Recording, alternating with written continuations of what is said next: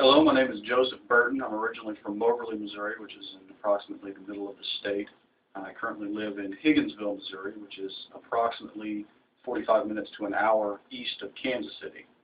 I graduated in February of 2009, so I don't exactly know what class that puts me in, but and my major is criminal justice. In order to give you a brief introduction to myself and kind of introduce myself to you, it's best that I give you a bit of a background in what my history in law enforcement is. After being discharged from the military in 2001, I worked as a civilian detention officer for the Randolph County Sheriff's Office for approximately 2 years. After that 2 years, I moved to Johnson County, Missouri, which is just outside of Kansas City, and spent 4 years there as a corporal with the detention division. I served approximately 3 of those 4 years as a member of the Johnson County Sheriff's Office Special Weapons and Tactics team. During that time, I received training in high-risk event planning and the National Incident Management System and the Incident Command System. The story I'd like to share with you is one of my first raids as part of the SWAT team.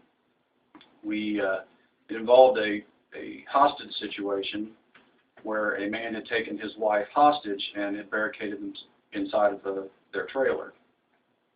I was at work at the time, and I received a phone call from my division commander who told me that SWAT was being prepared to call out and that I needed to prepare myself and my equipment to go out and help resolve the situation. Keep in mind, this was in January of 2006. And at that time, we had just received a large dump of snow. I believe we received in the order of 12 to 16 inches. So I made contact with my team leader and assistant team leader. We load up all of our equipment into our armored vehicle, and then we take off in a marked patrol car, and we go screaming out to the site of this incident with ice and snow all over the ground. So needless to say, it was a little bit hairy sitting in the back of the patrol car. So we get out there and we set up our perimeter, and we get all the officers who were already on scene, we get them relieved with SWAT team members, and we start to begin an attempt to negotiate with him. Our negotiator was unable to make contact with him, and this went on for probably 2 hours. Finally, the team leader made the decision that we would step up the pressure that we're putting on the subject inside the house. So myself, another team member, and our team leader approached the house. We broke out a window, and we're getting ready to introduce a phone into the room to try and get him to make contact with us.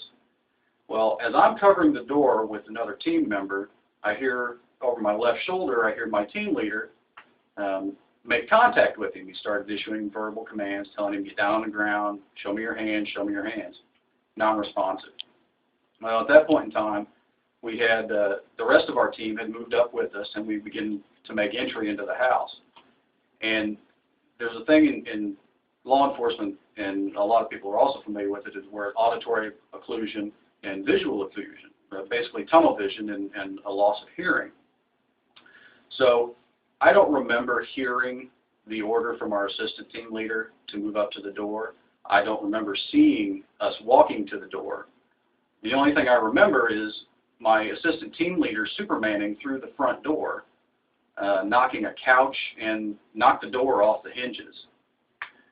Next thing I know, we're standing outside the bedroom door, and the team leader once again supermans through the door and makes contact with the subject. So as he's trying to handcuff him, I see the subject reaching behind him, trying to grab a hold of something on the counter. Well, we come to find out later that he was reaching for a knife that he had set on a dresser. After they got the subject out, I looked at the victim, and she was pale gray and on the verge of death. So long story short, we got the bad guy, and the victim lived. So instead of being a murder, it turned into just a domestic assault, and the subject was sentenced to 17 years. That's pretty much it. I've served on close to a dozen tactical operations. It's the love of my life, and I completely enjoyed it. Thank you.